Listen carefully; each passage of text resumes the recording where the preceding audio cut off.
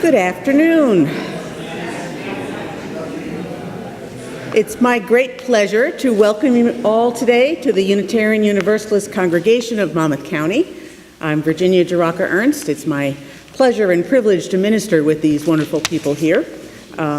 We work hard at peacemaking in our congregation, and one of the things that we know especially well about the efforts to find peace is that there's always something we don't understand.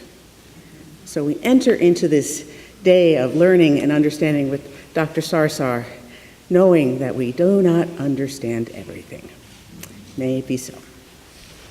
Thank you.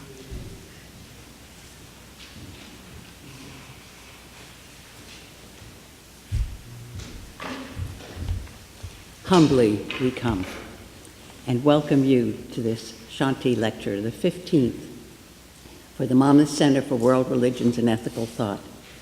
We thank you, the UUCMC, for your hospitality, and Virginia for your warm welcome. This is our 20th year, and on the back of the program, you'll see a summary of some of the activities we've been celebrating this year, remembering where we have been, where we are now, and where we are headed. And we're most grateful that you are here today. I would ask that you join me in silencing your phones or turning them off. And we welcome the press, if there is any here, or elected officials.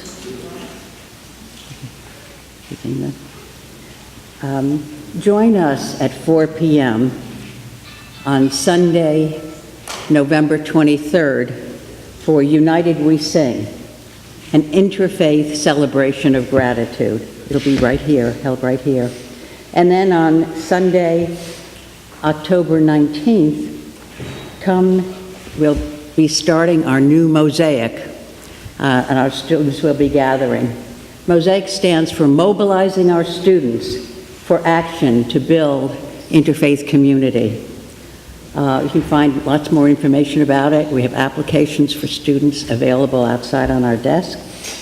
And you can find more information on our website, www.interfaithmcwret.org. Literature is also available for some of the things that we are doing. And we invite you to become a friend of the Monmouth Center. It's a very simple application, and you can join us in enhancing interfaith dialogue. We have a basket in the community room and welcome your donations to help us in our interfaith work. We're also very interested in folks volunteering to join us in this work. We're delighted today that Saliba Sarsar is with us. His presentation will be followed with a short time for questions and answers, and then hospitality follows, and we invite everyone to join us in the community room for refreshments. We are so grateful for the endowment from the Chata family. A short history of how this started is in your program. The annual Shanti lectures were instituted in 1996 by Roshan and Ellen Chata, and also Bashi and Shasti Chata, with a dedicated endowment fund in honor of their parents, Mr. and Mrs. Sriram and Shanti Chata. The main purpose of the Shanti lecture is to provide greater information about Southeast Asian religions and other lesser-known religions in the United States, and to foster interfaith dialogue. The emphasis has broadened to include the advancement of peace and religious freedom. I would like to introduce Roshan Chata, the Monmouth Center Coordinator Emeritus, and a 50-year member of the UU. He and his wife Ellen were the backbone of the Monmouth Center for many years. And it's very good to see and welcome Aaron, his son, and Kelly, and the grandchildren of the Chata family.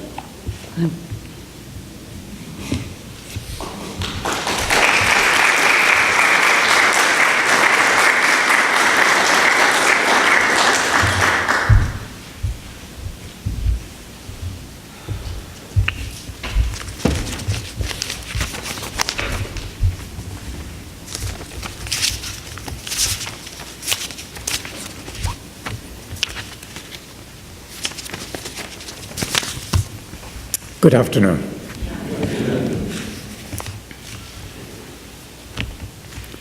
My father,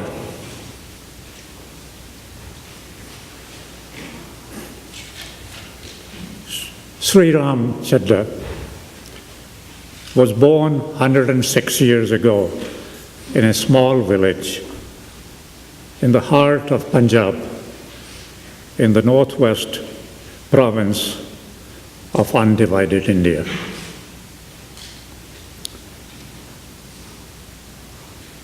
This last month was the 40th anniversary of his passing away. In these 66 years, he lived through many turbulent times, as we did in America. Times in India and world with courage and finesse. If anything I can say about him, but he was a man of finesse. Not in a negative way, but in a way when he knew the ways of the world. I have never spoken publicly about him, even privately, or about him or my mother. So for me, this is not easy at many levels. So to give me my moral support, I have Arun standing next to me.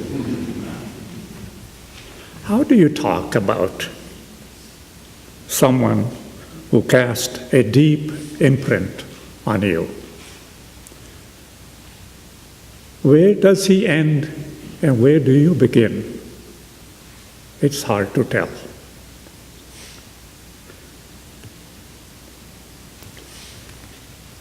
My father was a good man. He lived honestly, worked hard, and intelligently. He, along with his father, bent the arc of the extended Chata family, which is a very large family, from a farming and money lending business to higher education and professionalism during the 20th century. He led the family by example and support, and not by instruction. He was not much for lecturing. Like his father, my father was the eldest in his own generation. He was the first one in the family to obtain a master's degree. For me, he was a mathematician. He supported his brothers and many of his cousins to obtain college education and get started in businesses. He set the tone in the family by educating his own daughters. No child in our neighborhood was immune to his simple inquiry. How is it going? Are you doing well in school? And it happens because in the morning he went for walks. That's when the kids are going to school. And they are on the street and he's on the street, and they know he's going to ask this question. While Sri Ram honored his own Hindu faith, he was not much for rituals and orthodoxy. He was a reformist and secular in his outlook. In our living room in Sialkot, which is now in Pakistan, we had symbols of Hindu, Christian, and Sikh tradition. He deeply believed and honored friendships across all faiths. His lifelong friendship with his college roommate and then business partner, Uncle Lal Singh, has served as a model to all his family, especially, I must admit, to me. I have had all my college roommates of the Sikh tradition. Even during inter-religious strife, and it was a huge strife in 1947, the partition of India, he maintained his trust in his Muslim friends, and many of them returned that trust. So we were saved, and we arrived in India safely. He was a leader in the sports goods manufacturing industry in India, undivided India. When we were uprooted and arrived in the divided India, near New Delhi in 1947, with just the clothes on our back, he did not bemoan or dwell on his misfortune.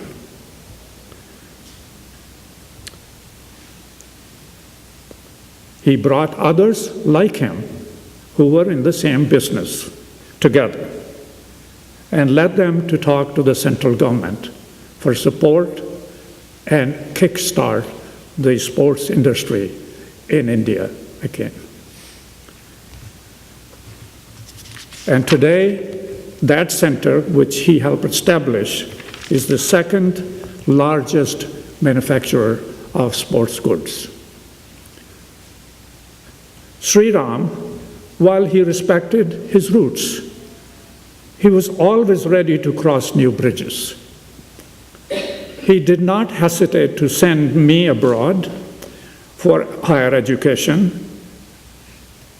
When I asked permission to get married to Ellen, an American girl, he gave his blessing without hesitation, in spite of my mother's reservations.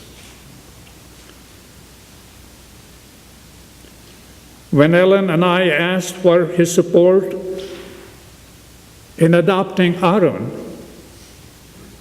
he was at the front gate of his house to receive his new grandson.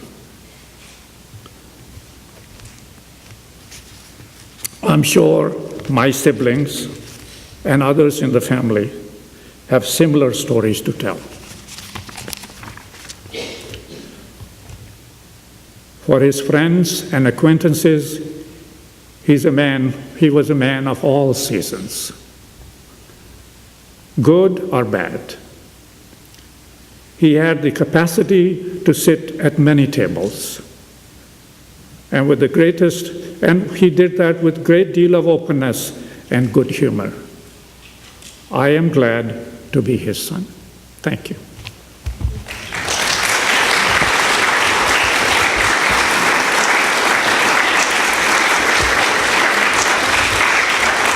It's my pleasure to introduce Joe Ricato, who pulled together this event in a very short order. Thank you, Joe.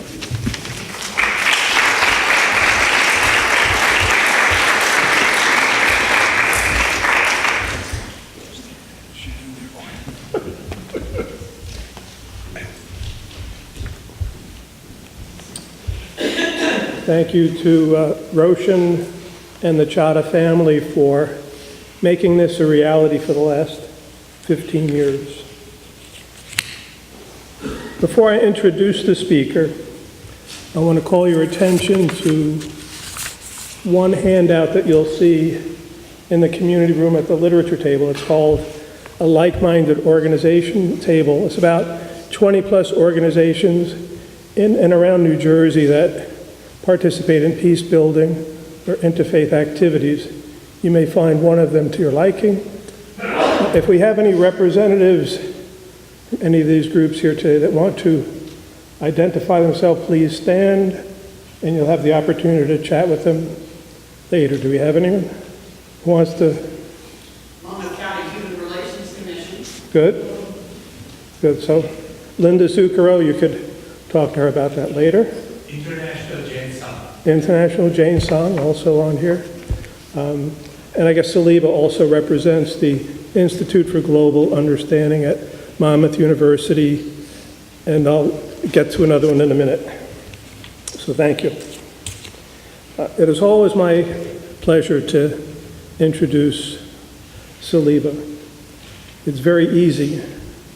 The hard part is there's too much to choose from, but I'll keep it brief. He's a professor of political science at Monmouth University. He's also the Associate Vice President of Global Initiatives there. And although he's a Christian, he actually heads up the Monmouth University Jewish Cultural Club. So he's very well respected across multiple faith traditions. He also heads up the Monmouth Dialogue Group, of which I'm a member, and a number of folks from the Monmouth Center are a member. That's a group of mostly Arab Americans and Jewish Americans with the objective of them getting to know each other and to learn from each other, in part because of this conflict, I would say. And Saliba is also an advisor to the Monmouth Center for World Religion and Ethical Thought, which is the sponsor of today's program, and we continue to build linkages between the Monmouth Center and Monmouth University, and I personally love every minute of it, so I'm pleased with that. He's also an author and a poet, and if we're lucky, maybe he'll read us a few poems today. Yes, so we're good. And his most recently published book, which you can actually get on Amazon, is entitled The Seven Gates of Jerusalem, and I have heard a number of these poems, so I commend that book to you. And he also has another book coming out soon, but you'll have to stay tuned for that one. Correct? Okay. So I now introduce my friend in peace, Dr. Saliba Sarsar.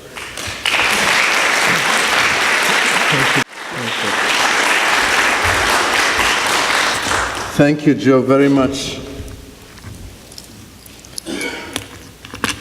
It is a distinct honor to be with you, all of you, and to give the 15th Shanti lecture. I want to extend my heartfelt thanks to Roshan Chata and to Ellen Chata, to the Monmouth Center for World Religions and Ethical Thought, to Reverend Liz Condon and Stevie Lishan, to Joe Retaco, and all those who participated in organizing this event, and to the Universalist Unitarian Congregation of Monmouth County and to Reverend Virginia. It is wonderful to be with you and to share with you ideas about peace building and moving from conflict to peace building and peace in the setting of Arab-Israeli relations. I would like to begin my lecture with a prayer, a poem, and a story, if you don't mind. The poem is often recited by our friend Roshan, and as he prays it, I always feel connected, and even at home, as a Christian family, we often recite it as well. Let us go from darkness to light. Let us go from anger to compassion. Let us go from mortality to immortality. Let us seek wisdom so we can do good works. The poem I wrote is called More Times Than I Can Remember. And if you have been to the Holy Land, you will know that most of what we know as Israel and Palestine are sandwiched, if you will, between the Jordan River and the Mediterranean. And this land has seen its ups and downs over centuries. I, living between the Jordan and the Med, was drawn and redrawn more times than I can remember.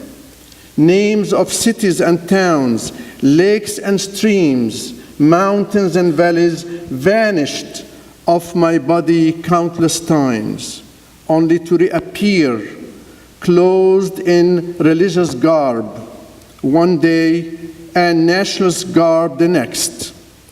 Lines, some shallow, others deep, decorate with their colors and shapes the ins and outs of my being, looking increasingly like Swiss cheese.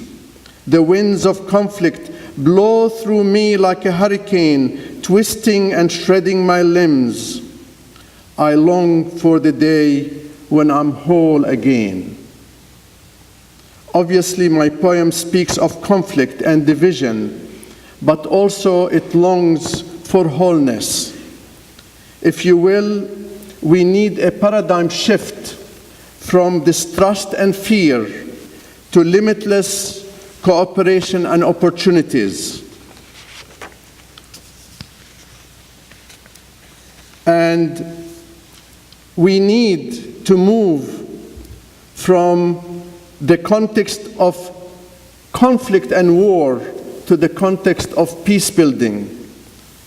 From where does that conflict arise? From where does conflict arise? From where does peace arise? And we see here, not exhaustive list, but nevertheless an important list that I put together over the years, that in a context of conflict and war, we see fear of the other. We see much helplessness, hopelessness, and despair. Power relationships of all kinds, military security, militarism, exclusion, negation, narrow self and party interests, unilateralism, objectification, superficial negotiations, occupation, violence, victims, victimizers, peripheral issues, reduction of security and stability, rejection of the other's words and values, limitations on cooperation and opportunities. However, if we look at the context of peace building, we see much understanding, hope, empowerment, ethical restraints and legal safeguards, human security, non-militarization and defensive defense, acceptance, inclusion, collective interest, bilateralism or multilateralism, subjectification and humanization, substantive negotiations, liberation, freedom, nonviolent action and resistance, reconciliators as opposed to victimizers, core issues, enhancements of security and stability with a focus on human security, proliferation of others' words and values, and expansion of cooperation and opportunities. Obviously, there is an ideal here that we need to move from one to the other, and the distance between them is so tiny and yet so far apart. I would like to let you know that about a year ago, a professor who I'll refer to later on in my lecture as well, his name is Professor Muhammad S. Dajani Dawoodi. Muhammad S. Dajani Dawoodi, formerly of Al-Quds University, which is a major university in Jerusalem and the West Bank, especially for Palestinian students, wrote an article titled, "Big Dream, Small Hope, a Peace Vision." He introduced it with a short story which I would like to relate to you. It's very simple. It talks of a rabbi, but the rabbi can be any of you sitting here in the audience. Can be man, woman, Muslim, Christian, Jewish, Buddhist, and so on. He says, a rabbi went faithfully every day for 20 years to the Wailing Wall or the Western Wall or the Kotel to pray for peace between the Jews and the Arabs. One day, a reporter who learned of his dedicated mission thought it might make a good story. So he interviewed the rabbi and asked him, "How does it feel to go every day for 20 years to the Wailing Wall to pray for peace?" The rabbi responded, "It feels like talking to a wall." And so what we have is many Israelis and Palestinians and others talking to a wall. And actually, this is not a new story, because many years ago, Golda Meir, the Prime Minister of Israel, standing next to Henry Kissinger, the Metternich of his day, Secretary of State, and he is praying and davening, and he says, "May peace be in the Holy Land." And then when he starts saying, "May Israel withdraws from the occupied territories," Golda Meir turned to him and says, "Now, Henry, you are talking to the wall." So without further ado, let me tell you that there is a need for peace. We all accept that. We all want that. I believe Palestinians and Israelis do the same. Let me tell you a little bit about peacemaking and peacebuilding before I go into a detail of peacebuilding groups in Israel-Palestine. We know from having studied this and other conflicts that peacemaking and peacebuilding are both necessary for the successful resolution of protracted conflicts and the creation of genuine and sustainable cultures of peace. Peacemaking, mostly top-down, and peacebuilding, bottom-up, have historically operated in separate spheres with little or no structural and process synergy between them. One does not talk to the other. The assumption of a need for synergy or even integration between peacemaking and peacebuilding are based on research indicating that peacemaking does not necessarily translate into peacebuilding, and that when the ink on a peace agreement has dried, real peace will not automatically ensue. So the populations on both sides of a protracted conflict must engage in psychological and social transformations so that peace agreements can be successfully implemented. Otherwise, there will be unfulfilled expectations and a delegitimization of the process of peace, and thus producing even worse conditions. Peace has to be lived, and if there is no interconnection between the peacemakers and the peacebuilders, it's not going to happen. Now, the idea of peacemaking, peacebuilding, and so on come out of a context. There is a scholar, very important in the field of peace research. His name is Johan Galtung. He introduced the term peacebuilding in 1975 and distinguished among peacekeeping, peacemaking, and peacebuilding. UN Secretary General Boutros Ghali defined peacebuilding in 1992 as action to identify and support structures which will tend to strengthen and solidify peace in order to avoid a relapse into conflict. And there is a Mennonite scholar very high in the peacebuilding field. His name is Jean-Paul Ledurac. He says, we need to move away from a state-centric model and argued for working together, people working together to resolve the root causes of conflict so as to create a living and a sustainable peace. Now, when we talk only about peacebuilding has focus, has emphasis, it has foci. What are some of them? And without having to explain each of them, we need to engage in positive education, in enlightened leadership, in restorative justice as opposed to punitive justice. We need to engage in conflict transformation, in human security, in sensitive development, humanitarian assistance, and inclusive religion and spirituality.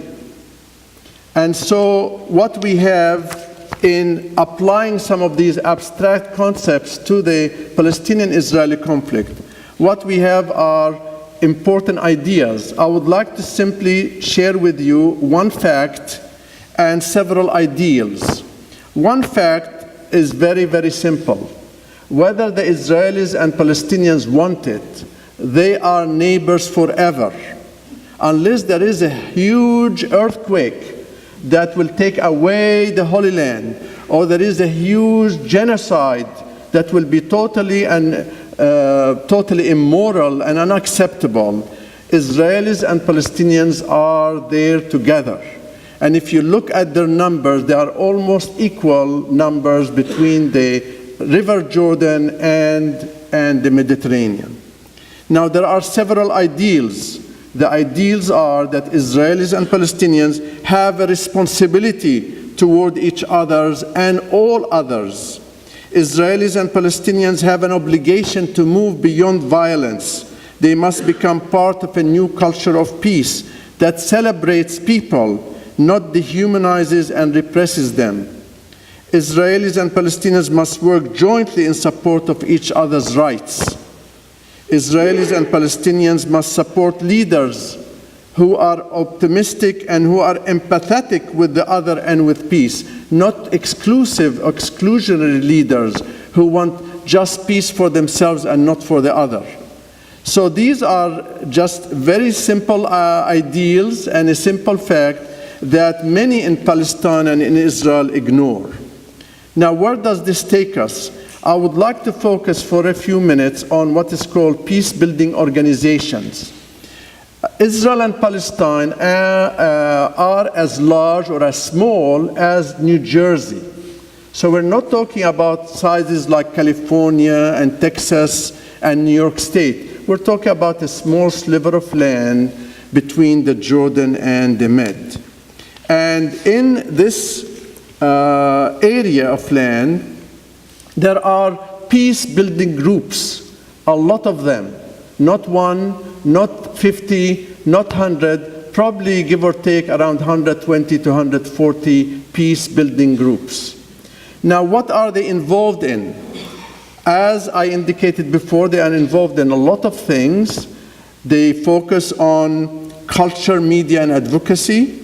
They focus on development, environment, gender and women's rights, health counseling, human rights, justice, legal aid, peace education, mediation and conflict resolution, reconciliation, research, and focus on young people, because if we don't focus on the youth, we will be missing generations of peacemakers and peace builders. Now, without you having to read the tiny print, and I'll allow Joe to have this presentation. He can pass it on to you. I don't have any rights to any of it. I just pass it on. There are groups. These are groups that have focused their energies on culture, media, and advocacy. Included among them is a radio station called Or for Peace Radio, which has Palestinians and Israelis working together, emitting all these programs, all the music to bring about peace between Israelis and Palestinians and others. There is Art for Peace. There is an organization also called Just Vision, which focuses on creation of films that address common issues, such as how do we get people to talk with each other, to overcome boundaries, to fight the wall that has been erected by Israel across parts of the West Bank. So Just Vision brings about that media and shares it with the world, and there are very important films that they have created that you could look up on their website. There are other groups, including some of the that I've just mentioned, but other groups that focus on development, such as Economic Cooperation Foundation, Laborers Association for Studies and Development, Negev Institute for Strategic Peace and Development, Palestinian Institution for Development and Democracy. Then there are organizations that focus on the environment, very important ones, such as the Arava Institute for Environmental Studies, Friends of the Earth Middle East, or the Israel-Palestine Creative Regional Initiatives. These organizations, they worry about the environment, and they bring Palestinians, Israelis, and Jordanians together, such as the Jordan River flowing into the Dead Sea. The Dead Sea is actually dying day by day by day. If you looked at it in 1900 versus 2000, you will see it has dried up in many sections. There are all kinds of sinkholes developing. Also, the water is polluted of the Jordan River. We think of the Jordan River, oh my goodness, like you read it in the Testament, it's as large as the Mississippi. No, it's getting even smaller and smaller, it's polluted. So places like, or organizations like Friends of the Earth Middle East, they engage in environmental projects to bring about betterment of that environment. The idea is environment, yes, but the idea also to bring dialoguers together, to bring those communities together, make them work and achieve small successes that will achieve important results. There are groups that focus on gender and women's rights, such as Bat Shalom, Machshom Watch, or Shuruk Charitable Society for Women. There are others that focus on health and counseling, such as Humans Without Borders and Save a Child's Heart. Others focus on human rights, justice, and legal aid, such as Peace and Democracy Forum, Rabbis for Human Rights, Peace and Democracy Forum. Then there is a focus on peace education. 44 groups focus on peace education, and they say, is their work leading someplace? Is the work of the environmentalists, of the healthcare professionals, of the social workers, is it leading anywhere? And that is a concern to all of us. There are 41 groups that focus on mediation and conflict resolution, such as Windows for Peace Channels of Communication, or the Sulha Peace Project. There are 46 of them focusing on reconciliation. And then there is one focus on research, 26 groups engaged in that, including one that I'll talk about a little bit from now, called the Peace Research Institute in the Middle East, and the two gentlemen who founded that organization came and gave a Shanti lecture a few years ago. There is a focus on young people, the youth, such as Seas of Peace and Seeds of Peace. There are two organizations, one focusing on Palestinian Youth Union for Cooperation of Peace, or the Israeli Forum for Cooperation. So without further ado, let me then bring you to 50 such groups. And I've done my homework. You might say I'm crazy to do that, but in my need to go to sleep, I put myself to work. And what I have done is draw a chart and an Excel sheet of 50 of these groups. And what I have done is look at each of these 50 groups in terms of its members, in terms of its goals and objectives, in terms of its activities, and in terms of its outcomes. And these are the groups that are listed here. Most of them, if not all of them, are members of an alliance for Middle Eastern peace, referred to simply as AllMep. AllMep. And this is an organization in Washington that brings a lot of these together. And I found just very basic truths that I can share with you, very basic, such as I studied 50 Israeli-Palestinian and Israeli-Palestinian peace-building foundations, institutes, and organizations. And what do I mean by that? There are 50 Israeli, or 29 Israeli, meaning that the founders and the CEOs, directors of these groups are strictly Israeli. And then I found 9 that are strictly Palestinian, developed and run by Palestinians for Palestinians.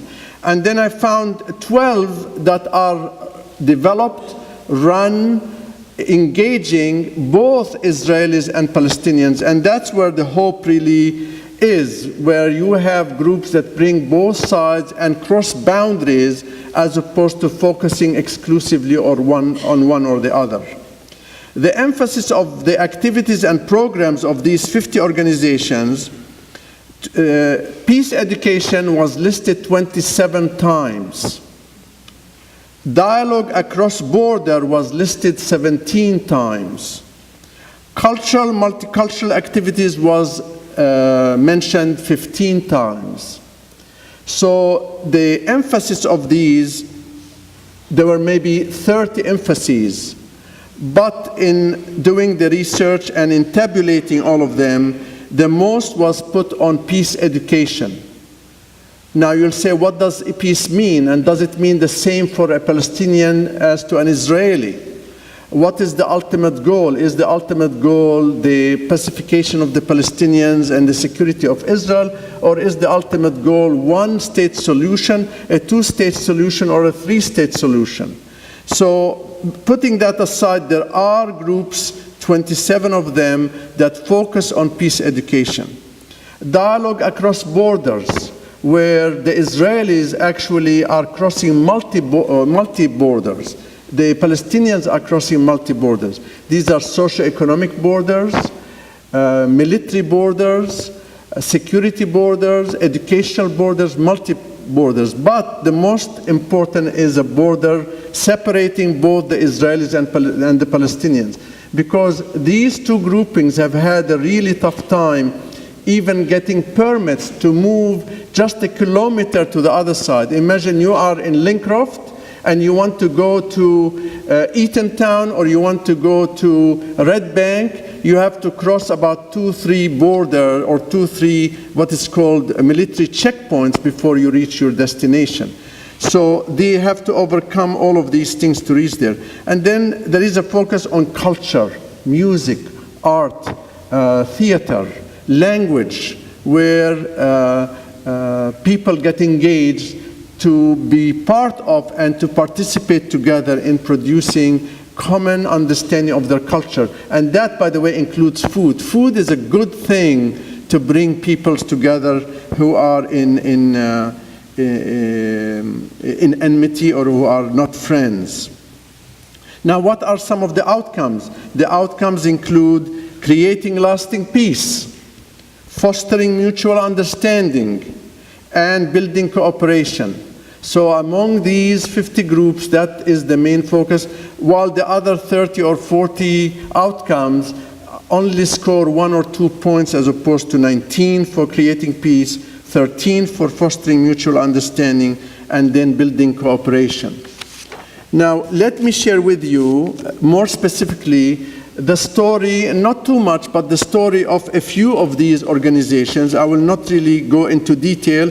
If you are interested during the Q&A or when we finish the program during the reception, I can tell you more about them. But there is an organization called IPCRE. IPCRE used to be called the Israel-Palestine Center for Research and Information.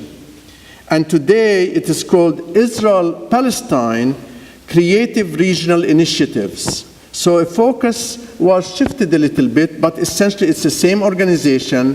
It was founded by an Israeli, his name is Gershon Baskin, and a Palestinian called Hannah Signora. And today it is led by 2 other people, Dan Goldenblatt and Raman Barakat. Regardless, this organization has 3 departments: environment, public media, and research. And they have done wonderful work in bringing about thought leaders, politicians, diplomats, students, all others to a common table to work on resolving environmental issues, to discuss important negotiation issues, and then to engage in research and publish that research, such as a book they published called A Culture of Peace. And they have created a really good network. For instance, from 2012 to 2013, just in 1 year, IPCRE worked with 300 teenagers in mixed Jewish and Palestinian Arab cities in Israel, where youths aged 13 to 15 designed and implemented a joint community project that promoted cooperation and a shared citizenship. So when you are an Israeli citizen, it's not only the privilege for you as a Jew, but also the privilege for you as an Arab citizen of the State of Israel. So shared citizenship becomes important. They have also engaged in peace building that focused on the environment, bringing representatives from the Palestinian community, the Israeli community, to resolve practical problems in their communities. They have developed and enhanced the development of agriculture, and they use something called aquaponics. Aquaponics, food production system that combines conventional aquaculture with hydroponics in a symbiotic environment, so that the plants and the animal life can feed and can grow and produce. Another very important foundation, it's called Givet Reviva. Givet Reviva is one of the oldest such organizations in Israel today. It was created in 1949, and its motto is building a shared society, community by community. And Givet Reviva has been really powerful in the northern part of Israel to bring about change in community and thinking of community. And what they have done is that they have paired different communities, meaning towns.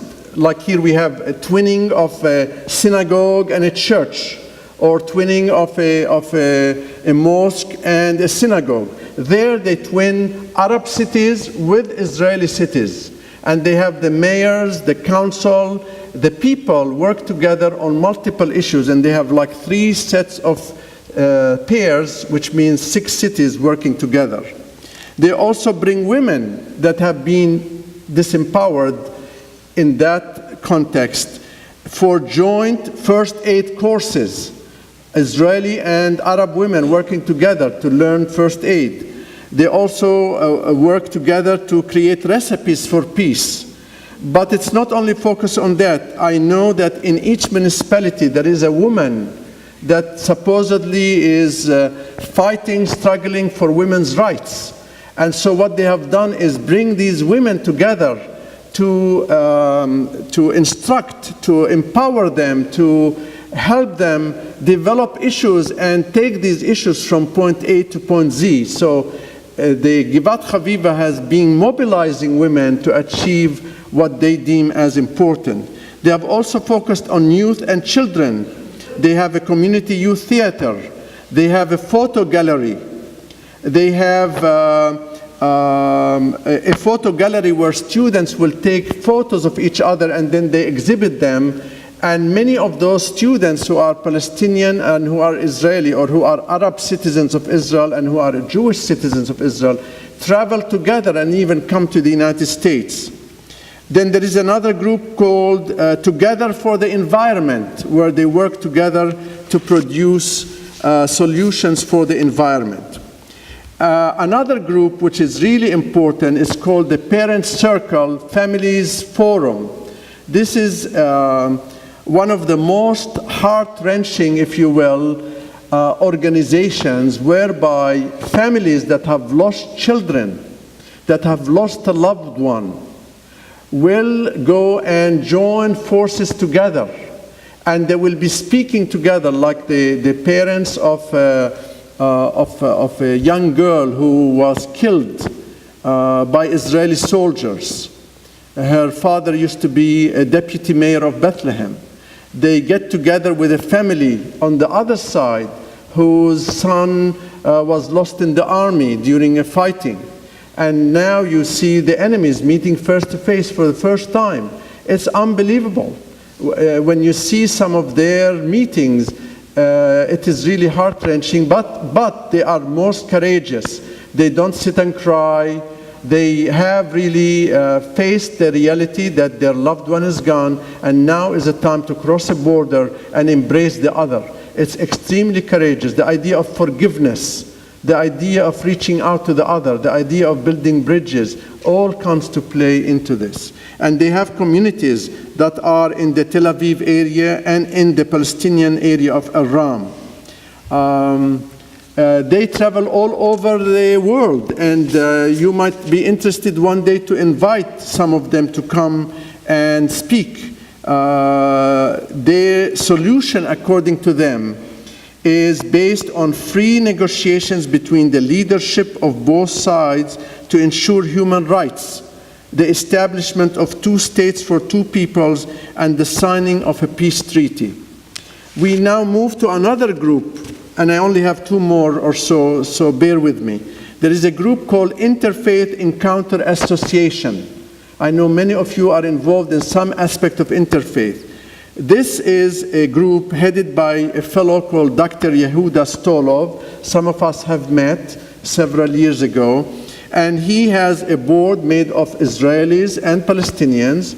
But there are chapters, groups, all over Israel and Palestine. There are not 1 and 2 and 3. There are 64 such groups, such chapters. Imagine in New Jersey, 64 chapters of the Monmouth Center for World Religions and Ethical Thought. It's really a beautiful idea, and it happens in Israel, Palestine. And these are not all, like you'll say, all liberal. They are, some of them are very conservative, some of them are very orthodox, and they get together, and not all of them are addressing the same thing. Some women focus on childbirth, and all the nurses come together and meet talking about childbirth. Others talk about the meaning of Abraham in the multi-tradition, or they will talk about the rights of peoples and human rights. So each group focuses on the interest of its members, and then they bring it to the rest of the population. This is a fantastic project, and kudos to them for putting this together. Then lastly, there is a group called Hand in Hand. Hand in Hand is a terrific center for Jewish Arab education in Israel. This is a network of integrated bilingual schools for Jewish and Arab children in Israel. And its mission is to create a strong and inclusive shared society in Israel through a network of these bilingual and active communities. And if you were to register as a young student in these schools, then the Israeli will teach the Palestinians, and the Palestinian will teach the Israelis. So there is an interconnection, there is a mix, there is an integration between and among the students. And it's not only done one way, it's really multifaceted, and it's terrific. They have now 4 schools that service about 900 students. And soon enough, they're going to have 5 schools that will service 1,100 students, and they expect that in the next 10 or so years, they will have about 10 to 15 integrated schools that will service a minimum of 20,000 students. Terrific news. But there are obstacles. There are many, many obstacles that I'll discuss. Now, let me tell you about another group that I am very knowledgeable about, but also without having to go into detail about it. This is the group that focuses on research, bringing teachers together to understand their narratives, and then juxtapose their narratives next to each other. So you have a Palestinian narrative and the Israeli narrative of the same event, 1917, 1936, 39, 1948, 1967. So these two narratives are put side by side. And this is thought of originated by Professors Dan Bar-On of Ben Gurion University of the Negev and Sami Adwan, formerly of Bethlehem University, now of Hebron University. And these two gentlemen, one who, by the way, tragically passed away in 2009, those two people brought a group of 14 teachers. They worked together for 5 years, heavily supported by funding from the State Department in an amount, give or take, of about $500,000. And then they wrote a book assembling all of those thoughts together, a book that you can access and you can buy from Free Press called Side by Side. And you have a picture of it on the screen. And basically, this organization has done a lot of good. But what happened, one of the founders passed away. the mantle was passed on to others, monies have dried up, and so the organization is in abeyance, is in not so much shelved. There is still some thought going, but when there is no money, there is no work, because people have to be paid. And here I'm indicating not only about Prime, I'm indicating the fact about all these organizations have had a need to get funding. And without really indicating any organization, I would even suggest, with respect to all, that some of them have developed what is called a peace industry, whereby if they do not have the money, they cannot function. And then they move on with their life doing other things. The commitment is there, but there is a bottom line for rent, for printing, for mailing, organizing conferences, and without that, it is impossible to continue functioning. And I believe that Prime is reaching that conclusion that without funding, it's very hard. But other organizations have simply they have developed after what is called the Oslo Accords of 1993, and since that time have really been reduced in impact. And that's where we reach a juncture. Now let me move ahead, because time is running out, by sharing with you a couple of stories. And here I put this not so much focusing on organizations, but people who work and who are supportive of organizations. I want to tell you first the story of Father Emil Shufani. Father Emil Shufani is an Israeli Arab Christian theologian, educator, and activist for peace. He is also an archimandrite of the Melkite Greek Catholic Church. And what he has done, he is an activist for Arab-Jewish reconciliation. And in 2003, he brought together a group of Jews, Israeli Jews, and a group of Israeli Arabs. And he said, we are going to go to Auschwitz. We are going to go to Birkenau. Here you have a Christian clergy taking Jews, Christians, and Muslims and going to Auschwitz. Reason being that this human tragedy, this genocide, is so unacceptable, is so unimaginable, indescribable, that it is our responsibility to get to understand it and to know it so it doesn't repeat itself. And he was very well received, and he obviously felt so good about it. And again, kudos to him and to what evolved. In 2003, he received and won the UNESCO Prize for Peace Education. Okay? Wonderful start, wonderful ending to this story.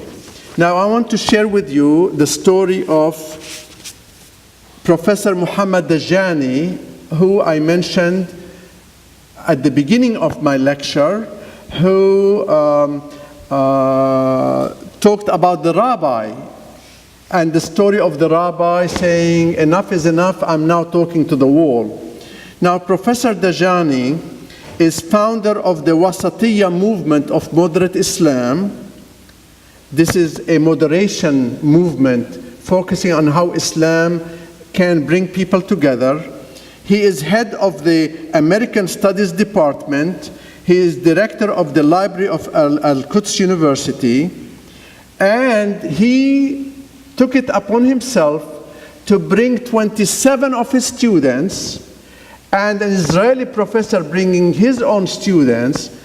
Now, Professor Dajani went and took his students to Auschwitz and Birkenau, okay, to relive what evolved there as a tragedy. The Israeli professor took his students to a refugee camp in Bethlehem called the Deheshe refugee camp. And as soon as Dajani returned home, all hell broke loose. How dare he does such a thing? He is a collaborator. He is a traitor. It's unacceptable to cross the border. And not only that, he is crossing not one border, more than one border. And so he was, in a way, threatened. He was chased out. People and students occupied his office. The administration where he worked was supposed to be of help to him because there is freedom of opinion, yet none of this happened, and he, as a test case, submitted his resignation, and his resignation was accepted. I shared with you the story of Father Shufani, who was declared a hero and won the prize, and that's wonderful. Professor Dajani should have equally won a prize. And he has been gutsy enough to stand up and really declare that he is for reaching this. And from knowing Professor Dajani, and I've met him and met his brother as well, he has 2 doctorate degrees. He and his family, going back for hundreds of years, were given by Sultan Suleiman, not by anybody, but the Sultan Suleiman, the protection of the King David tomb.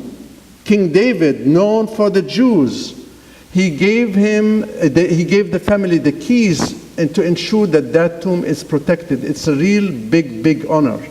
So he, in an interview, said that the objective of his trip to Auschwitz was to learn more about the Holocaust and teach tolerance and empathy.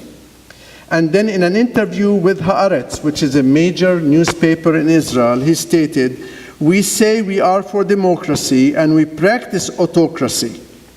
We say we are for freedom of speech and academic freedom, yet we deny people to practice it."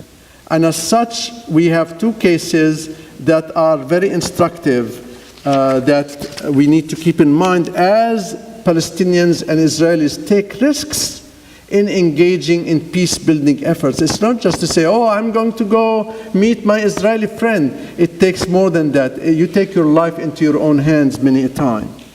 Now, what are the challenges to peace-building? I only have 5 more slides, so we'll be finishing because I know my friend will raise the note that I have 5 more minutes. There are important challenges without necessarily going through all of them. We have a continued Israeli occupation. It has been on since 1967. You were young people at that time.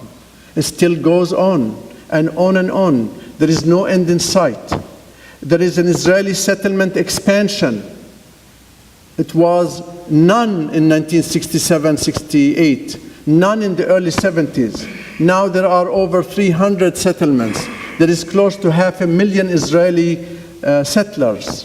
The Israeli government just announced that on Har Matos, right in Jerusalem, on areas that are considered more Arab than Israeli or Jewish, they are going to build 2,610 units. 2,610 units. This will transform that entire environment. There is no way that we can talk anymore about a 2-state solution. It's like going out of style to talk about that. There is a separation or security wall. There is rise to power of religious extremists. I'm talking religious extremists of all kinds, of all religions, not only Jewish extremists, but there are Muslim extremists and others.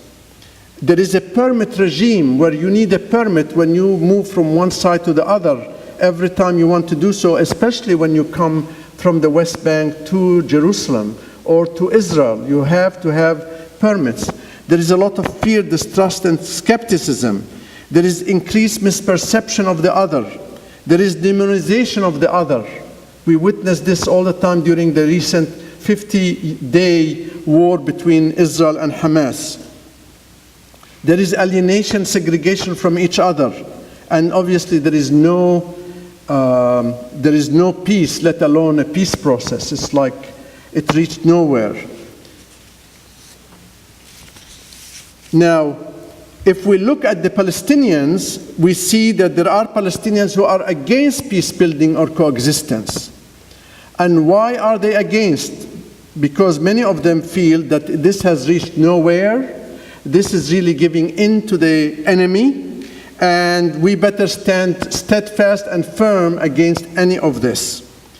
So there are pressures being created from what is called the anti-normalization movement, the BDS, or boycotts, divestment, and sanctions. There is also, on the Palestinian side, among many, no distinction between the Israeli right and the Israeli left, because peace has not really evolved in any sense between or because of these individuals. It just, peace is dormant, whether you are Israeli right or Israeli left, it doesn't really matter. Or between the Israeli government and the Israeli people or the Israeli civil society. And then many in Palestine consider people like Mohammed Dajani as being a collaborator, people who reach to the other side. On the Israeli side, there is also work that is anti-peace building, and this is brought about by right-wing parties who stand up and who will want to boycott Palestinians, who wish one day to wake up and see no Palestinian whatsoever on the greater land of Israel. There are people who will say all kinds of statements that will really or can be termed either racist or anti, and obviously this is unacceptable, just as it is unacceptable if it is stated by a Palestinian toward an Israeli. There is a portrayal of peace builders as anti-Israel or as traitors. And then there is a government policy not to allow peace-building efforts to influence the educational system. If you remember a few slides back, I indicated the name of the book, Side by Side. Dan Bar-On and Sami Adwan thought it wanted to be beautiful if the Israeli Ministry of Education were to adopt the side-by-side book and have it as a supplementary text in the classrooms. The Ministry of Education said, no way will it be done. And so only very few teachers who are essentially who worked on this project implement it or apply it in their classrooms, but the ministry does not recognize any of this. So the government policy is really not to give much voice to the peace builders. Now, a student of peace building, her name is Maria Glenna from American University, thought about this issue, why peace building failed in Israel-Palestine. By the way, I don't really care for the title of her piece. I don't think it failed, and I'll describe that after I present what she presented. But basically, she argued that peace building has failed in the Middle East and in Israel-Palestine because of a lack of a united civil society. It has failed because of a lack of mobilization. It has failed because there are unsustainable and ineffective methods. In other words, these peace-building groups have not done their homework, and they have not brought civil society together. They have not created sustainable structures and processes to sustain and move on this effort. And what is she recommending?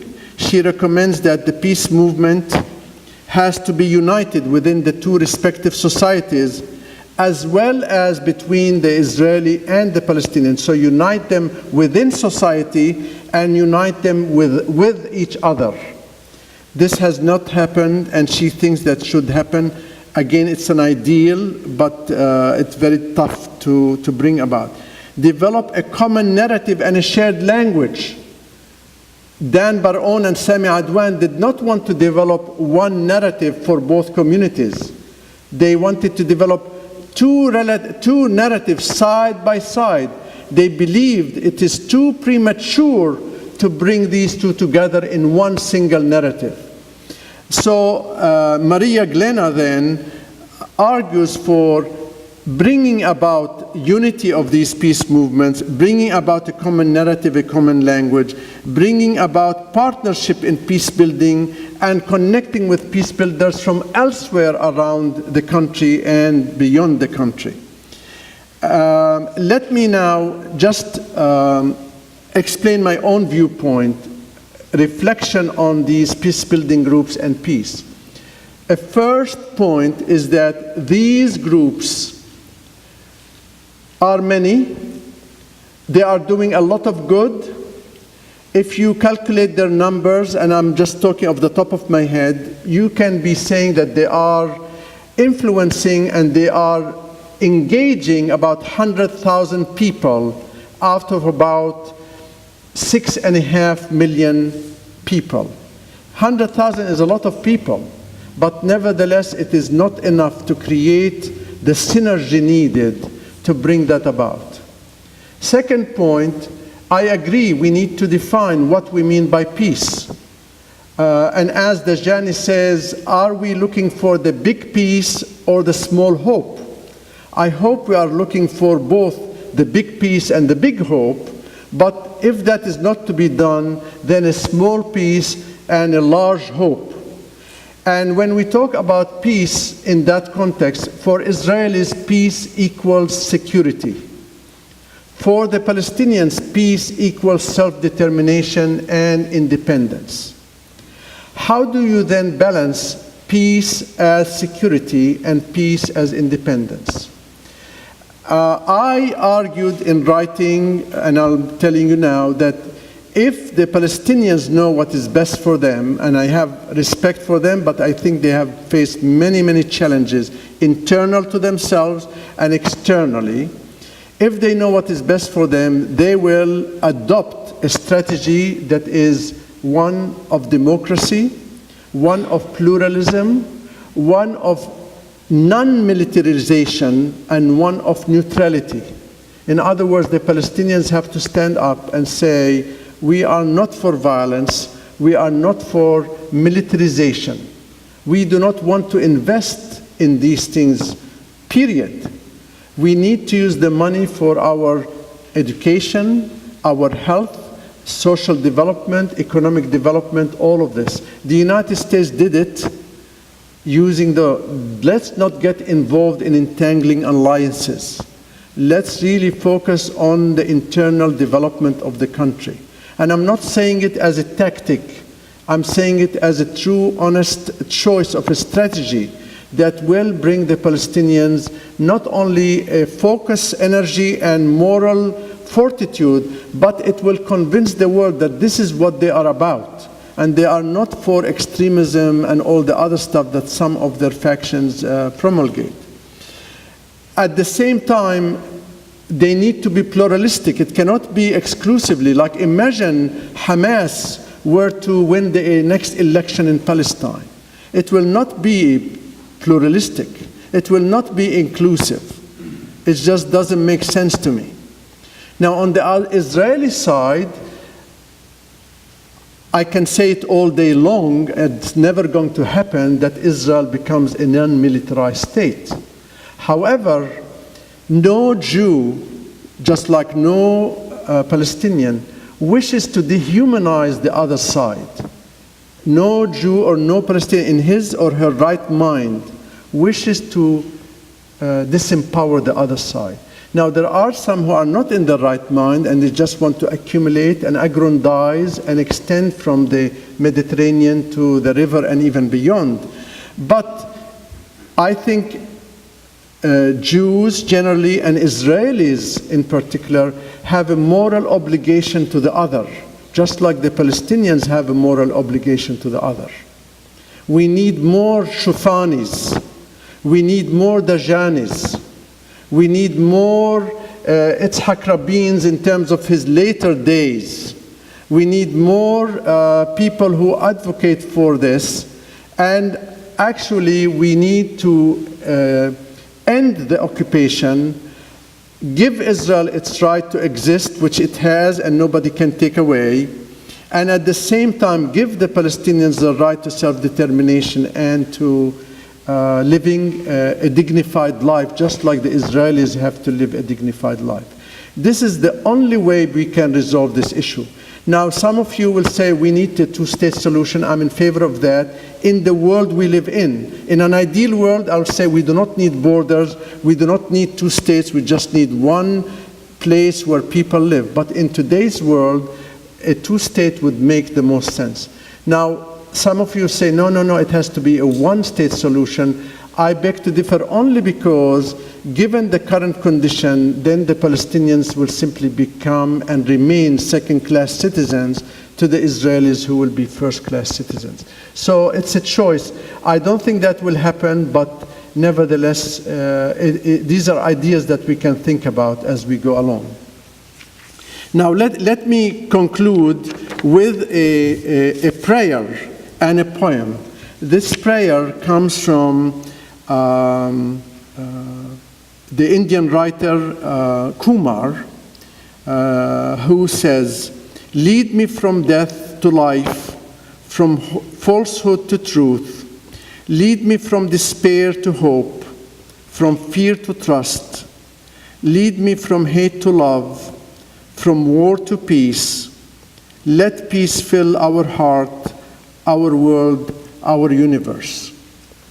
And then I would like to conclude the lecture by imagining the Holy Land becoming peace, and peace becoming the Holy Land. And it's a poem I wrote, and it's becoming a song shortly. Music is being composed to it, actually, as I speak. On fresh sky, a rainbow lights, a graceful dove finds home. Olive leaves stretch from the hand when peace becomes the Holy Land. Glistening hopes from elders east blend with Western nations. Fear and sin melt beneath the sand when peace becomes the Holy Land. A shrine, red petal adorned, holds forth its walls' bright sound, where hymns foretold of sages grand when peace becomes the Holy Land. Then laughter the children raise midst bells and trumpet blare. Love reigns, such sweet demand when peace becomes the Holy Land. No idle dream or empty words, nor deeds will break the spell. For now we must firmly stand when peace becomes the Holy Land. Thank you very much.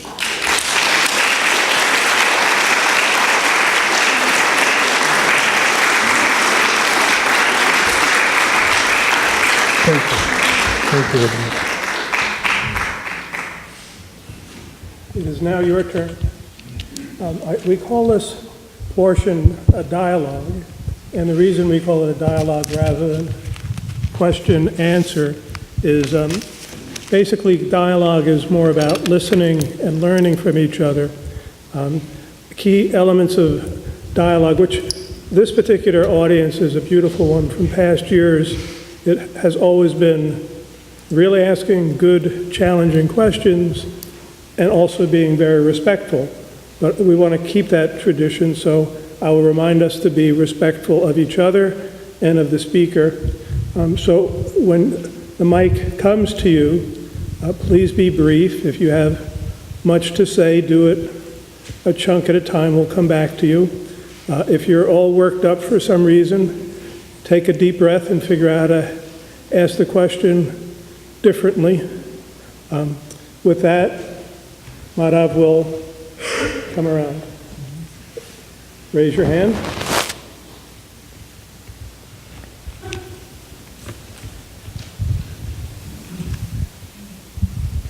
Hello, my name is Eva Parpar. I saw a lot of beautiful stuff, people working together, but I didn't see anything about people trying to take certain things apart. It's my viewpoint, being a first-generation survivor of the Holocaust, something which I lived with forever and still do, that we got a problem here called fundamentalism that justifies genocide, which has been going on forever. And I don't see anything like, how do we counter the fundamentalism that has the Shiites and the Sunnis right now murdering off villages? And on television they call it conflict. Whoa, this is genocide. And this is not people getting killed. This is people getting murdered. But the press minces the words and leads us to think that, oh, it's just a conflict. Whoa. Thank you. I can't agree more with you. Yes. Right. The issue that was raised is the issue of fundamentalism, or I would like to call extremism, that has taken over that part of the world and other parts where people kill each other, and that is referred to as conflict when it should be called more than conflict. It's killing people and creating crime, and it is a sin in whatever tradition, faith tradition you use. I fully agree. There is, I don't want to dissect terms, but genocide is a very intentional killing of a specific race, of a specific people. Some ingredients of that are found today in what we face in the Middle East. But there is fundamentalism, there is extremism. And people see God or the Creator in such an exclusive way, and they have the T written with a large form, and nothing else matters for them. And it is really a power grab and reaching out to the basest aspect of what humans can become, and really the lowest step in hell, to dictate their terms to others. And it is totally unacceptable. And there is aspect of that which is state terrorism, and there is group terrorism, and that has to stop no matter what the cause is. And it is unfortunate that it is allowed to continue. Another aspect, and I know you, Eva, did not ask about that, but the issue of media coverage, whereby if it is gory and bloody and destructive, the media will cover it, will put it on front pages. If it is work by 50 groups or 120 groups, it's, yes. Yes, no, I realize.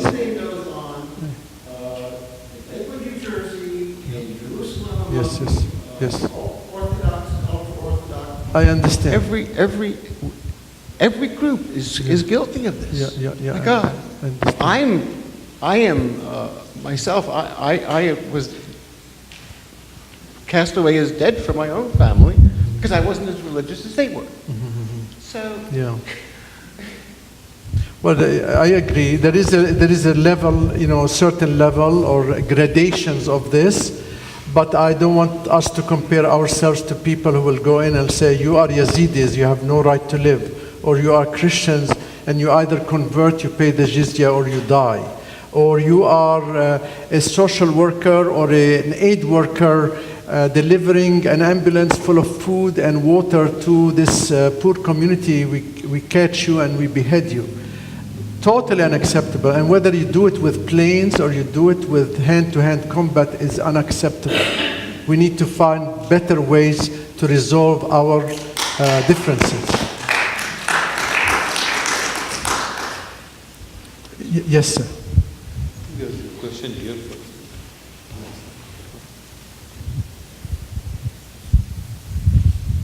Could you comment on the Gaza Strip and how that affects the relations between the Palestinians and the Jews in Israel? Okay. This is a huge topic that you're asking about. Just in simple detail, there is a strip of land to the southwestern part of current Israel called the Gaza Strip. It has about 1.8 million Palestinians.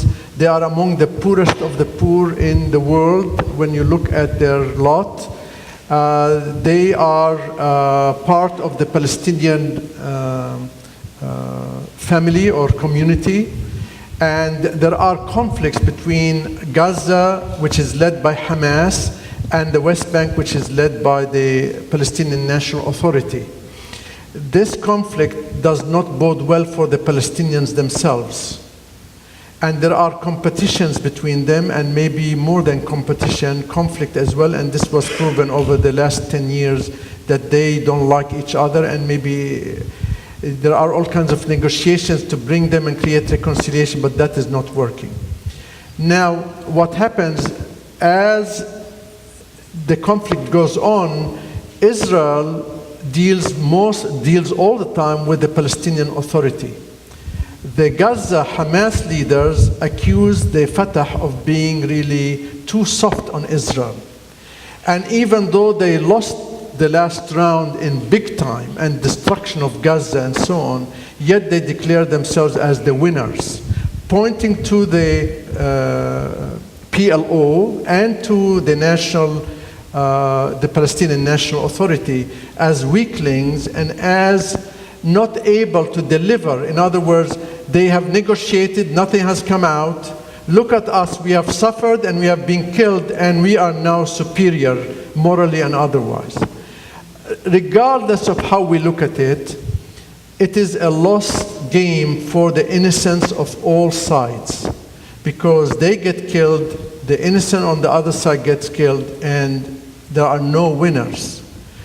And as such, you know, Israel can divide and rule, divide both sides of the Palestinian community and rule, but that is not going to provide more security. Israel has tried and has sought security since its creation in 1948, and it is not any closer to security. It does it by the hammer.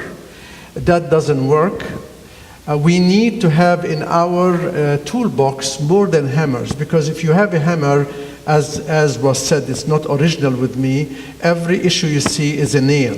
The only thing you do with a nail is hit it on the head. We need to have screwdrivers and pliers and all kinds of oils and so on to make sure that we resolve these issues amicably. So in short answer to your question, how does it affect the relationships between Palestinians and Jews or Israeli Jews? It complicates it. I don't think anybody has a real clear solution to the Gaza issue. Some even will suggest if angels were to drop right now from heaven onto Gaza, they'll not resolve the issues of Gaza. Gaza probably needs a Marshall Plan today, but a Marshall Plan in a non-militarized Gaza.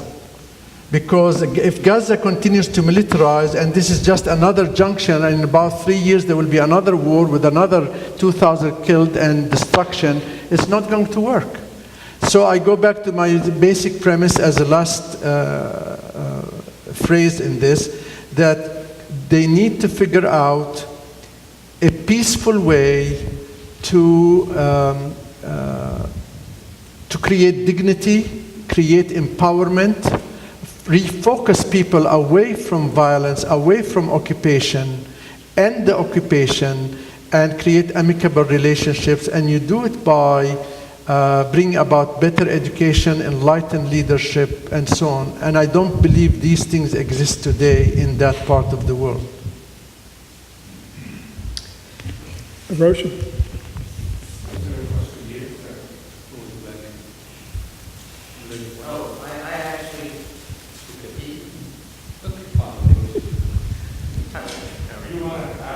I actually, you've sort of touched on it, but to what extent, you said that the Palestinians need, among other things, to focus their resources rather than militarization on education. Absolutely. And their economy.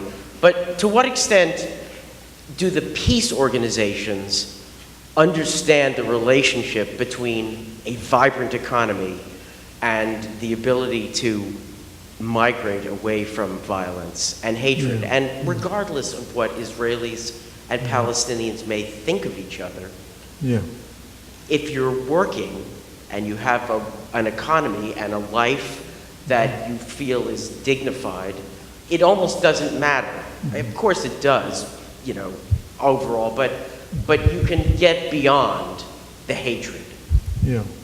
So again, the question is really, how much do the peace organizations tie economic development to their activities? Yeah. I don't know all the answers to what you're asking, but I truly believe that the majority of these organizations feel the way you are feeling, meaning yes, there is a connection between peace building, economic development, and self-worth. This is important. The issue is these decisions are not in the hands of these peace builders. The peace builders are civil society organizations or individuals who have devoted their lives to doing this, but it is not reaching a wider audience and that critical mass that is needed to push the decision makers to say, yes, we are for peace, yes, we are for demilitarization and so on. So ultimately is how much do the decision makers, the top-down leaders, think that it is important to develop their country, provide the jobs, provide that self-esteem, provide the dignity needed. Now, if you go today to speak to Mahmoud Abbas, they say, I am for these things. Go talk to the Israelis, go talk to the Americans. Of course I am for my children's education and for all of this stuff. So it depends on the perspective. I think there is no synergy. In Palestine, the emphasis is secondary on these things. The primary emphasis is on self-determination, on freedom, on independence. In Israel, the primacy of all of this is on security. Don't tell me about economic development of the Palestinians. That will come when peace is around. The Palestinians, on the other side, talk about other things, if you'll allow me just for one more minute. For instance, talking about women's rights, which say, what does this have to do with peace? When we talk about women's rights, many among the Palestinians, they say, we want first national liberation, and then women's rights and gender rights will follow.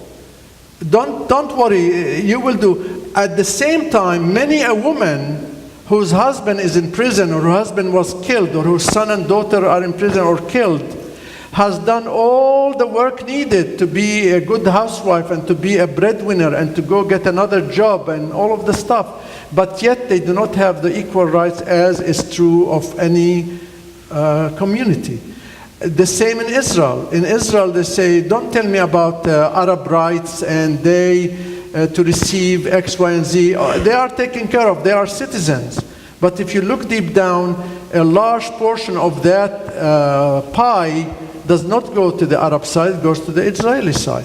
So everybody hides behind that there is insecurity, there is occupation, and therefore we will take care of these things once that. I disagree. What needs to happen is all of these happening at the same time. You can still respect people's rights, you can still have demilitarization, you can have independence, you can have all of these things. It is in Israel's best interest. It is in the Palestinians' best interest, and it is in the American national interest and world interest to have two states where Palestinians are dignified, living in their own state, and Israelis are dignified, living in their own state.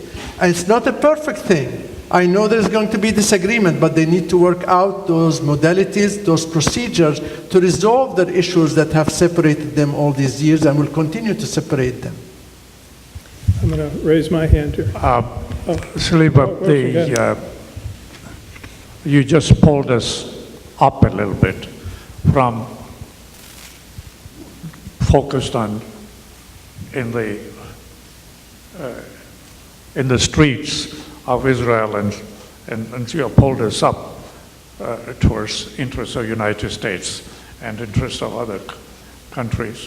What do you see in terms of relationships between peace builders and peacemakers?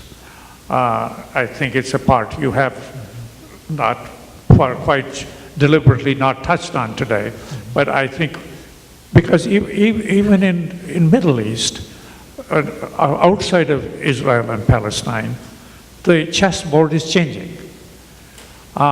and there are many interests in that particular area. For example, ISIL is the new Islamic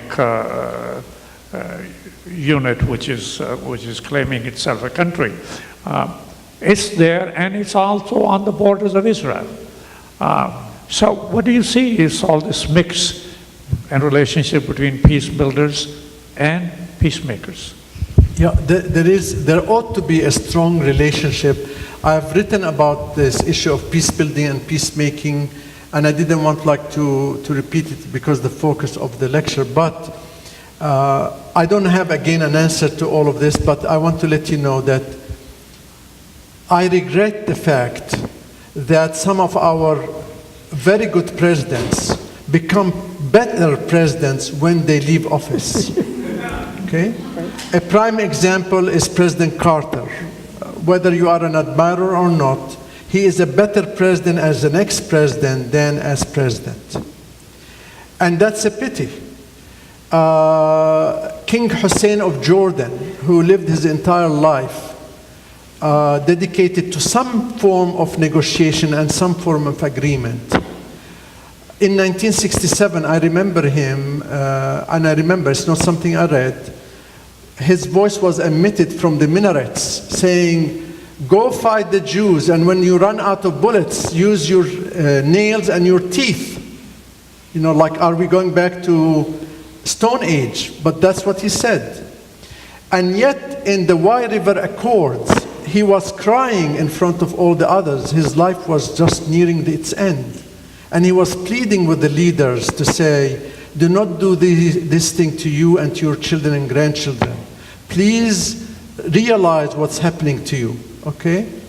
Now, using this as an introduction, what I'm suggesting, therefore, that there ought to be that synergy between the peacemakers and the peace builders. And it is a pity that those peacemakers are not peace builders in a true sense of the word. And it is a pity that the peace builders do not find within their heart and their mind and their character to run for office and be the better peacemakers as the time goes on. Somebody like Gershon Baskin, who created IPCRI, I went to him and said, Gershon, this is your time. You have to run for Prime Minister of Israel. He might lose, but he communicates the message that his voice is important and he needs to do this. And he, by the way, is the person who negotiated the release of Shalit, the Israeli soldiers, from Hamas' hands. And he said, well, nobody will do this and that. I say, you devoted your whole life to doing this. Do it. So I agree, there needs to be synergy. And then the bottom line, I come now to the American administration. If I were to advise the President of the United States, and I hope he will call, prior Secretary of State called me and I did advise her twice. I'm not showing off either. With the price of one plane, with the price of one tank, with the price of one uniform, you can rebuild cities, you can educate, you can support 50 peace-building groups with a drop of what is spent on militarization in this country and on foreign aid. And listen, I am for security. I'm for what is called defensive defense. But I'm more for human security. And human security where you focus on education, on health, on welfare of people, on bringing a better generation. So as a tie to the peacemaker, peace builder, and peacekeeper, there needs to be enough funding support and enough empowerment and enough accolades. It's not that I'm just the lawyer or the professor or the engineer. I'm a peacemaker. That ought to be a big title that everybody has to clap and put on the front page of the New York Times. It doesn't happen. And who else to lead this than the President of the United States? His name, and I hope soon will be her name, his name will be written in gold. Will be written in gold because he can stand up and give an important, impassioned speech saying, I am committing to peace. If they don't want to speak to each other, I'm going to really invest heavily in peace-building groups in Israel, in Palestine, in Syria, in Iraq, in New Jersey. Imagine $1 billion in Monmouth County. You will hire thousands upon thousands of people for 10 years to rebuild this county. And imagine other communities that are less privileged and less endowed than us. It will go huge, but people are busy doing their own thing, not keeping the big picture and the vision of what it means to promote peace and bring about a culture of peace, which is so needed. Last point, we need a ministry of peace in this country, in Israel, in Palestine, and everywhere else. They have a Ministry of Defense. They have the Department of Defense. Where is the Department of Peace? We need to have one.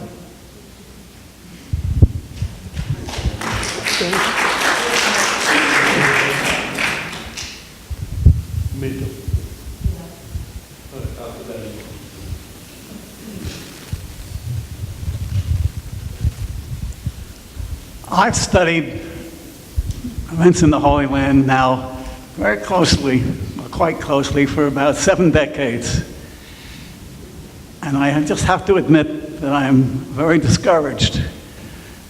However, I once had a professor of Western civilization who said, when things look the worst, that's when you can expect possibly a solution. The Prime Minister of Israel talks about a second state, but he keeps building settlements to make it much more difficult. I have not yet seen an Arab leader who would say they're for the independent, recognize Israel as a nation. So it looks like something just has to be done. And I'll put this question to you, Professor. Do you think that there is anyone in the world, an organization, a country, that has enough clout, enough international knowledge and know-how that might come in as an arbiter in this situation? A nation, or say possibly the head of the United Nations, or as a long shot, the Pope of Rome? Okay. He certainly has a great reputation in the world at this time. That's true. Very, very good question. I just want, with all respect to you, and we've known each other for many years, just want to correct one thing. That's a majority of people, including leaders like Abbas, like King Abdullah, like King Hussein, like the Egyptian leaders, all of them have recognized the state of Israel. However, none of them has recognized Israel only as a Jewish state. Okay? Reason is they do not want to recognize a Jewish state just like they don't want to recognize a Christian state or a Muslim state. And they do not want to feel that if they recognize Israel as a Jewish state, then the Arab population who are not Jewish will not be treated as equal citizens. So they have recognized, and even the Arab Peace Initiative of 2002 is premised on full recognition of the state of Israel, not as a Jewish state, but as a legitimate secular state taking care of its citizens, whomever they may be, Jewish and non-Jewish. Putting this aside, I do not know who is that person on the dark horse or the white horse or any horse who will come up and lead that. But I want to challenge somebody, whom I'll mention his name in a minute. In 1977, November 19th, 1977, President of Egypt, his name is Anwar Sadat, contrary to advice of all of his advisors, contrary to Arab tradition, contrary to what we think of conflict, when everything was hopeless, he picked up his bags and he said, I'm going to the land of my enemy. And he didn't only go to Tel Aviv to insist that I go only to Tel Aviv and speak to them in Tel Aviv. He was even willing to go to Jerusalem and to the Knesset of Israel and ask for partnership for peace. And he says in a prior agreement, which was 1975, called the Sinai II Agreement, that there shall be no more war between Egypt and Israel over these types of issues. And so he surprised the world, including Walter Cronkite, who couldn't believe his ears when he heard this. And he by the way, I use my words intentionally, he at one point was an admirer of Hitler. Not because he loved Hitler, but Hitler was anti-British. The British were colonials of Egypt. So he did that. We now come to Menachem Begin, who is the Israeli leader on the other side. He was very dogmatic against the Arabs. He hated all these things, and his family got killed in the Holocaust. He will never meet with an Arab, and even him and Ben Gurion is a Jew. They would not talk to each other because the other guy was from the left and he was from the right. So you have an Anwar Sadat who was somewhat dogmatic. Then you have a Menachem Begin who was totally so. And then you have in the White House a Baptist who was planning it this way, and all of a sudden he gets sidetracked to do it the other way. And then he goes there and he's embraced by Begin. And this then leads to the Camp David Accords and to the Israel-Egypt Peace Treaty of 1979. He paid for it with his life, October the 6th, 1981. What is this case study tell us? It tells us you need leaders who dare, you need leaders who will see the truth, you need leaders to cut through the red tape and the nonsense that has been going on, and who have the common good in mind. And yet he did not accomplish everything because Palestinians are angry at him for doing an Egypt first thing and not taking care of the Palestinians. But nevertheless, it's a case study which says it was successful, it was done, and so on. I challenge Benjamin Netanyahu to say to the Arab side, I empathize with your pain. I know that you have fought this, and I know not all of you love us or care for us. Some of you want us to be thrown into the sea, whatever he wants to say. But I'm truly reaching out to you to accommodate you in this neighborhood as I want you to accommodate us in your neighborhood. We are one. We are neighbors forever, no matter what happens. And to reach an agreement once and for all, and obviously the responsibility falls now on the other side. They cannot simply say, oh, he doesn't mean it, oh, he's drunk with power, or whatever he wants to say. This is nonsense.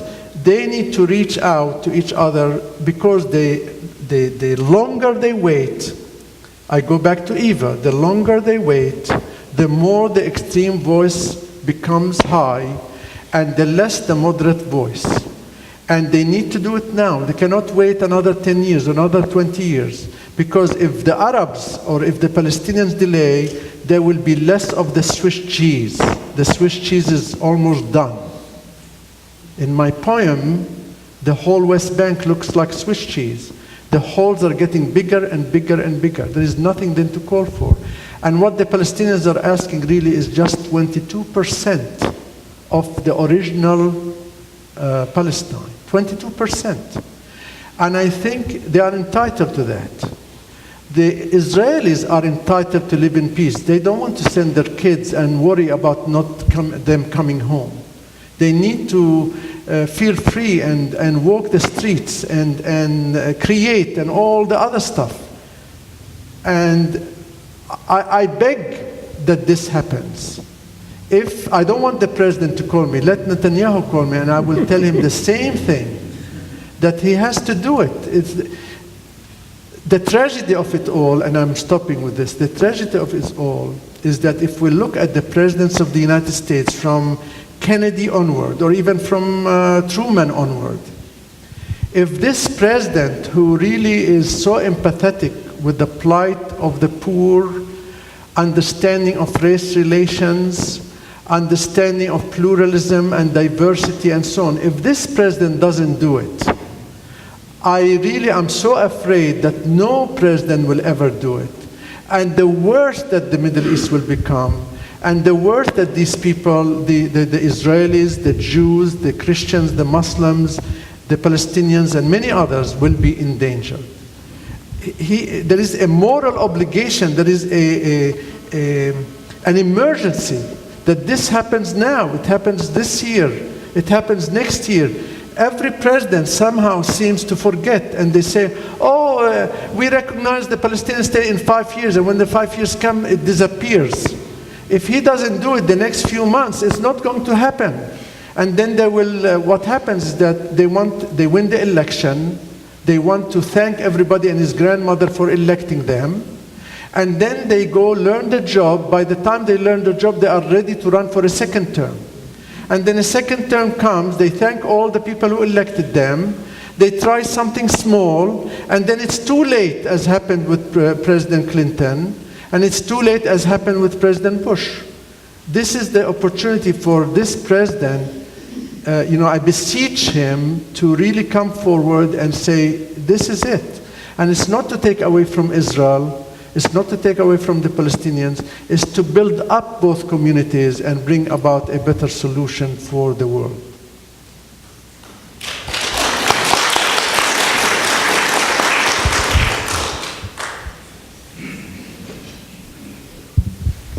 Hi. With all the frustration and the anger on both sides, and certainly on the Palestinian side, where their hope must have been diminished terribly from all of the lack of progress, and the frustration of the Hamas becoming powerful within the Palestinian groups. Do you think, and this is like a worst case question, but do you think that the Palestinians or Hamas might ever reach out to this other terrorist group, which is, totally different in some ways, but very similar in other ways, to try to, cause a even greater conflict? I didn't hear the full thing, but I will repeat. Are you suggesting that Hamas might reach out to the ISIL and bring some type of alliance and so on? Yes, that's what I'm saying. At the end of the day, it doesn't matter whether they do or don't. I hope that they will never do something like this. There are statements and illustrations and members of the Knesset saying Hamas equals ISIL, Hamas equals IS, and so on. This is really noise in my book, noise which distracts from the ultimate goal of peace and accommodation and reconciliation between two national communities. Israel will not, just strategically and militarily speaking, will not allow Hamas to create any type of relationship. They cannot control what happens in people's minds, but in a practical sense, Iran, which is a backer of Hamas, is anti-ISIL. And Iran is today fighting on behalf of the Shia of Iraq to fight ISIL and keep them in their place. And in a way, they are partners, unspoken partners with the United States to diminish and destroy ISIL. So the cards aren't there. The same with Hezbollah. Hezbollah in Lebanon, that is pro-Syria, fighting with President Assad against ISIL and against the opposition, and they probably will not permit something like this to happen for Hamas. But even if Hamas did so, there is a practical obstacle. On one side, there is Egypt, which is not permitting any of this, and General President Sisi of Egypt, he cannot stand the Muslim Brotherhood, and Hamas is an outgrowth, an offshoot of the Muslim Brotherhood. So no weaponry is coming through his territory. There will be some smuggling, but these even are going out of balance. And then there is Israel on the other side, which will never permit something like this coming from the sea. I hope ISIL will disintegrate in a way that other groups have disintegrated, and this will not be an issue. And I hope that Hamas will redraw itself, be integrated into the Palestinian community, and stop its radical Islamization, whether it deals with the rights of women or any other thing. I know these are hopes. This is why I use the word hope, because it's not as easy for them to simply apply these and say, oh yeah, let's do it. But at the end of the day, when it's all said and done, Hamas has to go along. They can create their own state, the third state. This is why I said 1 state, 2 states, or 3 states. 3 states will be Hamastan in Gaza. And it's a pity. I'm concerned about all people, and I respect that. But I want to tell you, being Christian, and I respect everybody, so this is sensitive what I'm saying, I worried about the 5,000 plus Christians who today number no more than 1,400. In about 7 years, they got diminished from about 5,000 plus to about 1,400. It just doesn't make sense. And this, by the way, is representative or is symbolic or symptomatic of what's happening in the entire Middle East. Out of the Middle East of about 450 million people, 15 million Christians there, at a time when there used to be much, much more than that over the years. And as a Christian, you know, I want Christians and non-Christians to live with dignity and peace and all of the stuff. But when they start targeting him because he is Yazidi, or her because she is Christian, or her because she is a woman, it's unacceptable. This is why I use the word pluralism and diversity to indicate my hope for a new Palestine where this evolves and be made real. I have a comment which will lead to a question. One example that some of my friends from my Matawan Presbyterian Church are aware of the situation in Northern Ireland. We support a peace builder who's a pastor there, and he has told us that one key thing, there's a couple of parallels. I want to see your thoughts of where the parallel may be a hopeful thing. This was a conflict that went on for a few hundred years. The people on both sides really didn't know each other. Separate schools, separate churches, separate sports. I mean, it was pretty staggering when I learned about this. And an initiative that was also sponsored by the United States, George Mitchell, was to consciously get people to get to know each other, i.e. to cross the divide, i.e. do peace building. And the number that he quoted was about 15%. He said once about 15% of the two communities got to know each other. They didn't have to know everything about them, but they became to trust them. They say, this is a good person. Then if an agitator on either side tried to stir up trouble, what used to happen is it would cause trouble. What started to happen after that, i.e. there was a tipping point that somebody in that group would say, oh, you're full of or you're just a troublemaker, and basically peace has pretty much happened in Northern Ireland. So I guess, and I think a number that you used was 100,000 out of 10 million, so that's like, or 1 or 2% now. So if there is this concerted effort, and maybe it can't be 200 groups all doing stuff, there needs to be a more concerted effort to get the two sides to know each other at the bottom-up level, that it may help. So what's your thoughts on that? I hope. Three things. So 2 comments that don't relate to what you're asking, but I want to let you know, I appreciate, I commend what happened in Ireland and how things got resolved, but I don't want to wait 200 years. I don't want to wait 100 years. I don't want to wait a decade. We need to do it right now. And there is no need to delay. Secondly, George Mitchell, God bless, the Creator blesses, he did a wonderful job in Ireland. He submitted his resignation to the president because all the doors were closed in his face.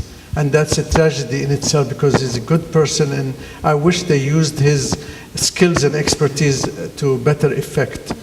The percentage, maybe 15% is too high. Even if we have just 10%, that will be tremendous. But again, it's not just the people, it's the people who will then decide to elect representatives who really represent them. The tragedy in Israel-Palestine is that while the majority will say we want peace, they go and elect conservative governments that does the opposite of what they are expecting. It's terrible. If you want peace, bring about people who really are empathetic with the other and who want to bring about, not sell the shop, but do things that are in favor of peace.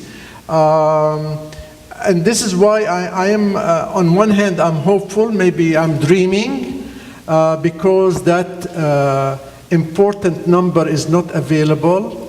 On the other hand, I want to tell you, I presented the challenge to Prime Minister Netanyahu, not just to be, I wasn't playing a game, I was meaning it seriously. If you look at history, generally speaking, people will trust somebody who is strong, who is conservative, who has fought and has stood firm in battle. And I'm not ascribing this to any specific leader, just generally speaking. And so if Netanyahu tomorrow were to tell the Israeli people that yes, this is a sacrifice, yes, this is important, they will trust him much more than they will trust somebody who is a peacenik. Mm-hmm. He's not going to sell the shop.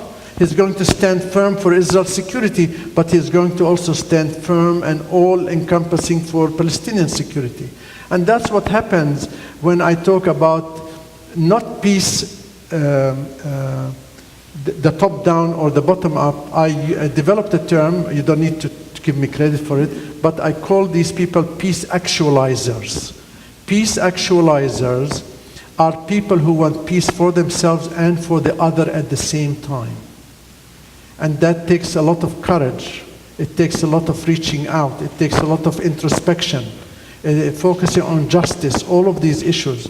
So the Prime Minister has to stand up and says, peace is first and foremost for Israel, but peace is first and foremost also for Palestine. And we embrace you, bring you into our life. And not just do it as a technicality or as, oh, I am strong, you elect me again. These things with party politics and self-interest has to stop and has to reach elsewhere. What I say about Israel, I just want to be clear for the record, what I say about Israel, in my mind, applies equally to the Palestinian side. You cannot have Hamas keep saying we want to create an all-Muslim state in Palestine. We want to recoup all of this, and New Fatah are doing just the opposite. So it has to be done on both sides, and they need to see the light. And what I try to tell you in this lecture, basically put, is unless we reach out to the other and embrace the other, both in maybe physical sense, welcome, but also in a psychological, practical sense, this is not going to happen. And it is true of Israel-Palestine, it is true of this country and what it has to go through. And I just will conclude by saying that we need to have big peace and big hope in an ideal sense, but if we have small peace and big hope, that will be far, far beyond what we are experiencing today. And I truly thank all of you for giving me this opportunity. And I thank you, Roshan and Joe and others for being here. Thank you very much. So, Stephen? I'm going to say the quickest thank you ever, because we still have an opportunity to talk with one another and share food. A very humble thank you to a very favorite teacher. Thank you very much. Thank you. On behalf of the Monmouth Center for World Religions and Ethical Thought, and one other mention, I have like a list of 10,000 thank yous, and so thank you. We have a big dream happening, and in coordination with the Monmouth County Human Relations Board, under the incredible leadership of Sarah Meat, we have the youth meeting with each other and doing a mosaic project. And there'll be information about that on the table. We still have room for more youth. We have youth from every imaginable faith tradition within Monmouth County. We haven't found any Buddhist youth, so if anybody knows anybody, please tell them about us. And after that, I just want to say, let's eat and talk and let's break bread. Break bread and celebrate hope and everything. Yeah. Yes. I just need to take this out.